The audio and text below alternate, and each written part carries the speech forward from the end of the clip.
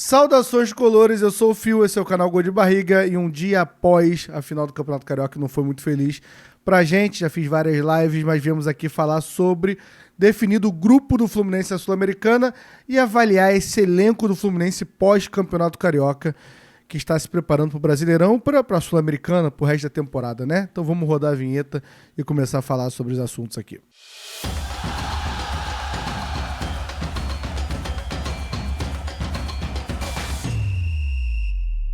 Antes de começar a falar da Sul-Americana, eu vou pedir para você, deixa o like, se inscreve no canal, que ajuda muito. Falta um pouco para a gente bater 9 mil inscritos.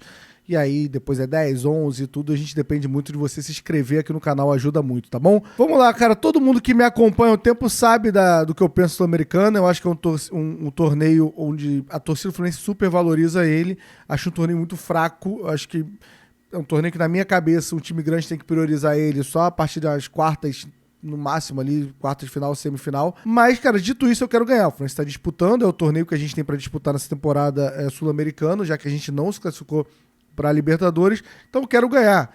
Então, qualquer torneio que o Fluminense jogue, eu quero ganhar, mas é um torneio que me incomoda muito por ser muito fraco, né? Dito isso, vamos ao grupo do Fluminense, né? Depois eu pegar a União Espanhola do Chile, o Once Caldas da Colômbia e o San José da Bolívia.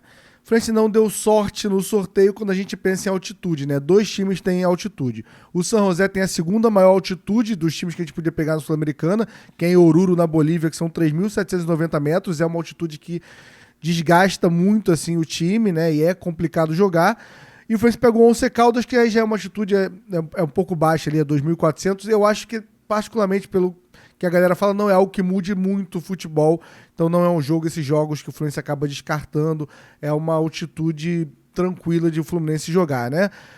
E o União Espanhola é um time que tem 3 rodadas do campeonato chileno. Até agora ele tomou 2 goleadas e perdeu o outro jogo. Então ele tomou 8 gols e não fez nenhum em 3 jogos. É um time muito fraco. Assim como o Once Caldas também tá em 11º no colombiano. Tem altitude, mas é altitude tranquila ainda. O San José também é um time muito fraco, né?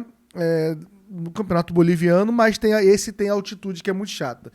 Dito isso, o Fluminense tem a obrigação de passar na primeira colocação, como teria em qualquer outro sorteio, né? Ainda mais por estar como cabeça de chave. Lembrando que o primeiro colocado passa direto para as oitavas e o segundo colocado pega o terceiro colocado da Libertadores, dos grupos da Libertadores. Então ainda vai ter muita coisa para mudar. E só pra galera que quer se planejar, de ver jogo, viajar, o Fluminense estreia na primeira semana de abril ali, dia 2 do 4, pode variar, né? Pode ser dia 1º, dia 3. O Fluminense estreia dia 2 contra o Once Caldas lá. Então é o jogo fora. Depois enfrenta no Maracanã o San José. E assim, aí é jogo pra golear, né? Uma semana depois, dia 9. Dia 23, viaja pro Chile para pegar a União Espanhola. Esse é o jogo que vai ter uma quantidade boa de torcedor para se tratar do Chile. Isso é uma viagem um pouco mais acessível e mais legal de fazer, como foi a galera no ano passado contra o Colo-Colo também.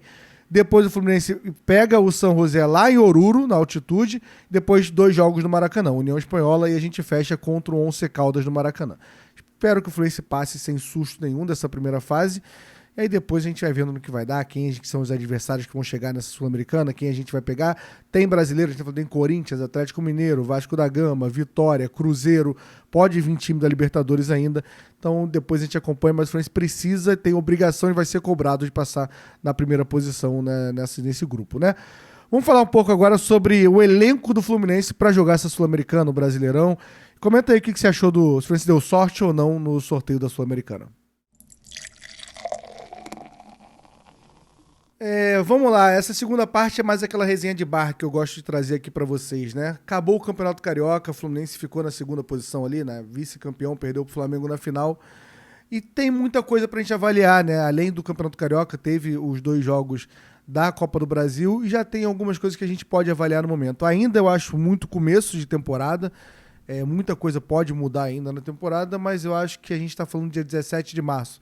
Esse time se apresentou dia 8 de janeiro para treinar, já teve jogo logo 2 semanas depois, já começou a jogar.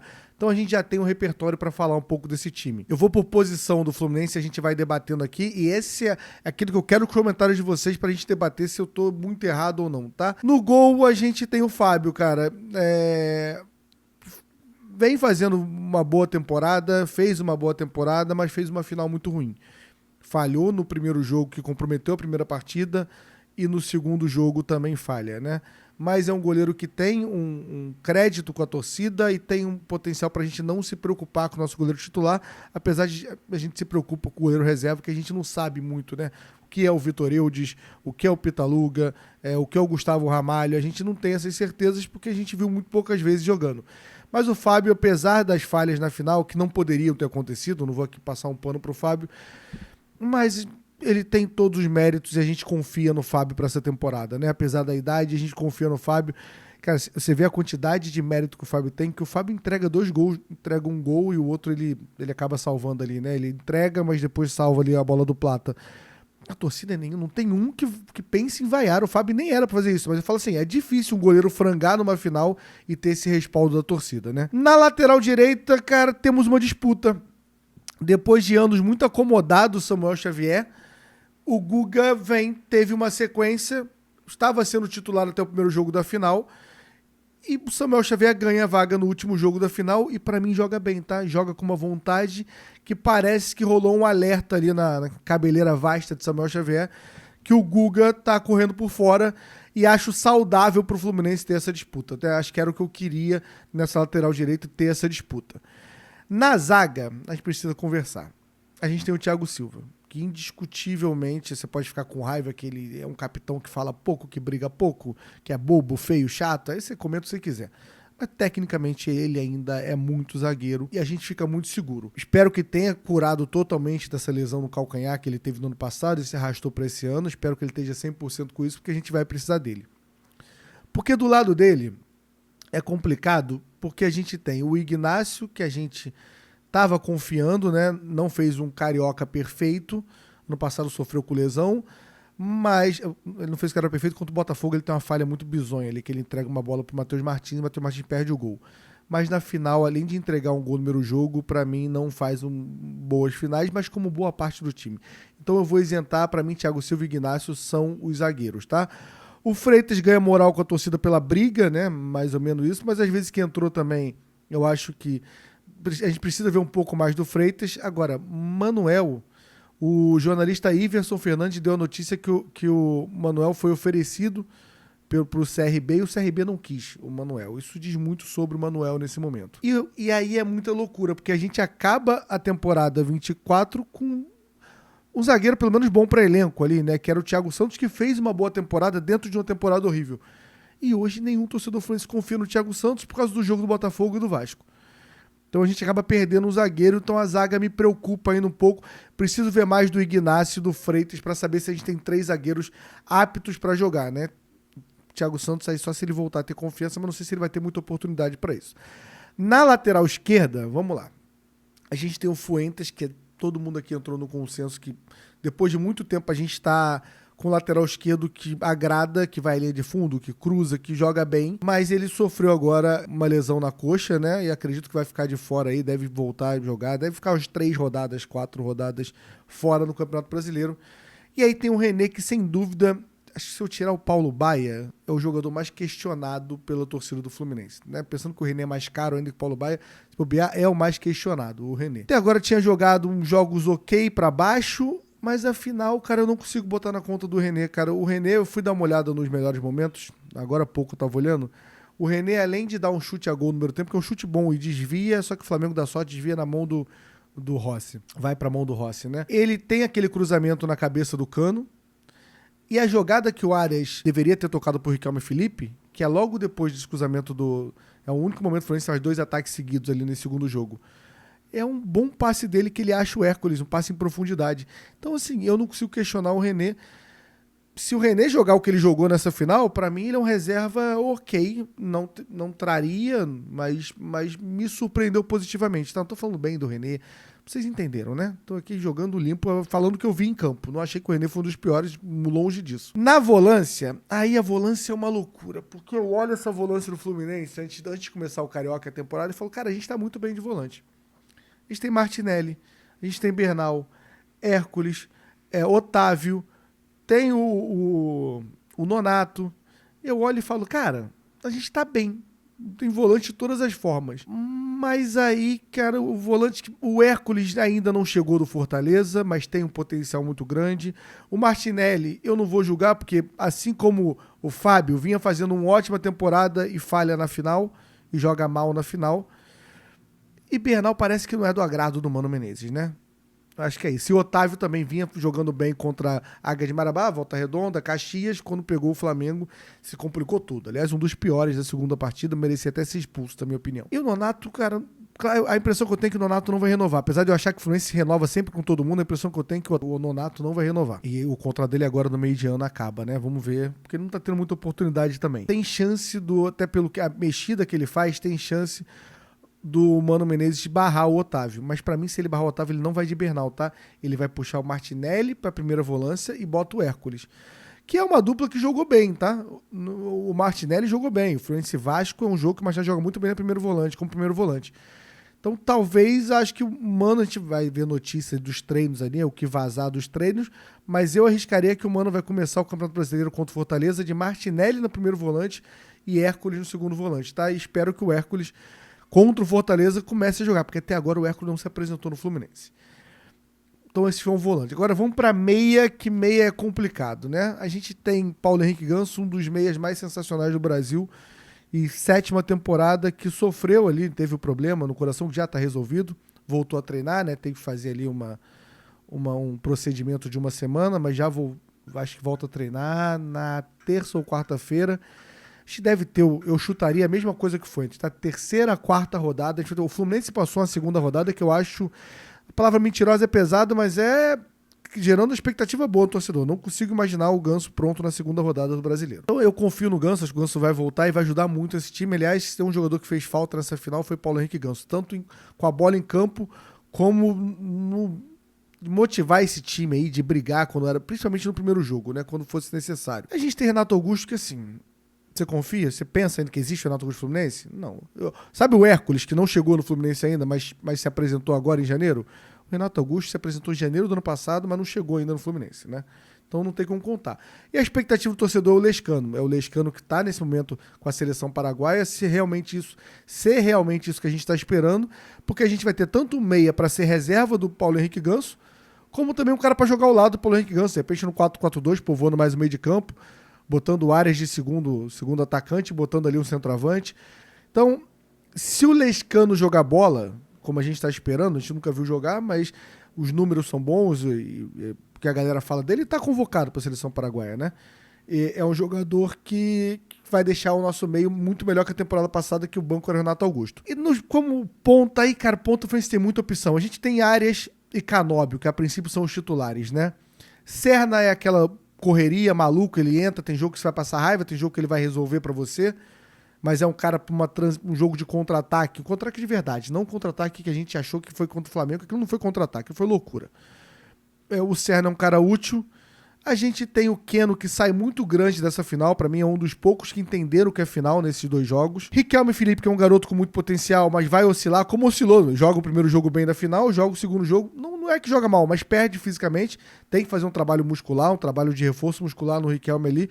Mas acho que é um cara que a gente vai ter oportunidade nessa temporada. E a gente vai ser muito útil. E tem o Lavega, que a gente não viu ainda. E agora é hora de começar a botar o Lavega em campo. A gente vê, não tem mais uma final para decidir.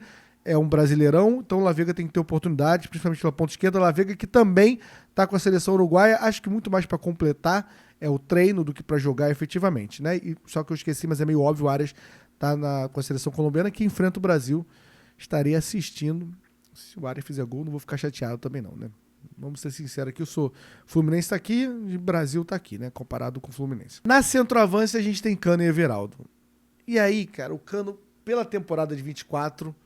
e pela idolatria de 22 e 23, o Cano vai jogar um jogo mal, vai todo mundo falar, cara, é o Cano de 24, final, aconteceu agora.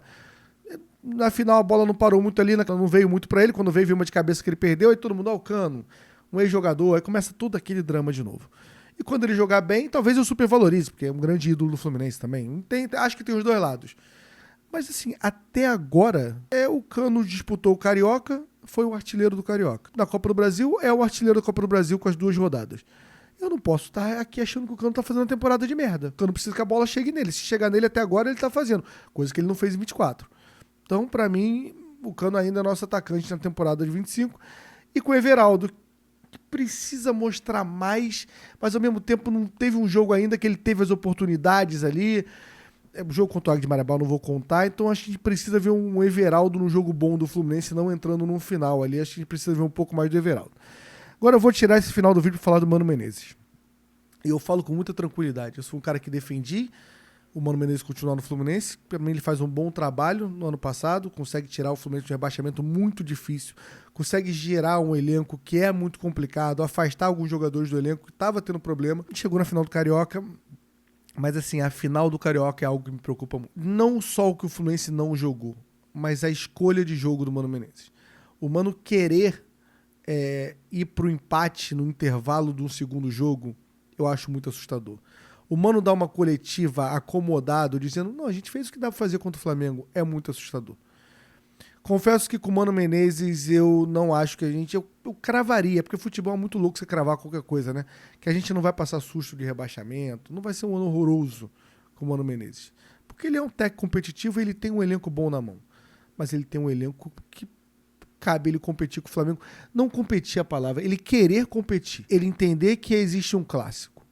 Que num clássico, tudo que eu questiono no torcedor vascaíno e até na direção vascaíno de fugir pro Engenhão para não enfrentar o Flamengo, de o torcedor do Vasco achar que tá jogando um Mundial para falar que não, jogamos um jogo parecido com o Flamengo, estamos satisfeitos. Isso não pode acontecer no Fluminense. O Fluminense, quando enfrentar o Flamengo, tem que querer ganhar. E me preocupa o Mano Menezes não querer ganhar. Não acho que o Mano não acho que o Mário vai mandar o Mano embora. Acho que o Mano vai fazer um trabalho ok no Brasileirão, vai brigar ali para uma Libertadores, é meu palpite aqui agora, e vai usar a Sul-Americana como muleta. Vai levando a Sul-Americana. Então acho que ele tem uma vida longa no Fluminense nesse sentido. Mas hoje, pela sensação que eu tenho hoje, e a gente muda isso, não tem problema nenhum em falar isso, né? Para mim, torcedor passa muito por essas mudanças. Mas hoje a sensação que eu saio do Maracanã é de uma temporada mediana, que o Fluminense vai fazer uma temporada mediana quase como planejada. Isso eu acho muito pouco pro Fluminense com o investimento. O time que tem, eu acho o time do Fluminense bom. Eu acabei de elencar aqui as posições do Fluminense, eu acho o elenco bom para brigar. Eu acho que cabe ali um pensamento um pouco maior do que essa comodidade. Espero que eu esteja errado, que o Fluminense ganhe as 3 primeiras rodadas do Brasileirão e o Mano Menezes queira alguma coisa maior, mas hoje... Se você me perguntasse agora se eu queria trocar o Mano Menezes, mas não dá pra trocar pelo Odair. Não tem nada contra o Odair, mas não dá pra trocar. Mas trocar por um técnico que tivesse mais vontade, eu trocaria nesse momento, tá bom? Quero sua opinião sobre o elenco, sobre o Mano Menezes. Só lembra, por favor, deixa o like e se inscreve no canal, tá bom? É isso. Amanhã tem mais live, tem mais vídeo, a gente se esbarra por aqui. Tamo junto.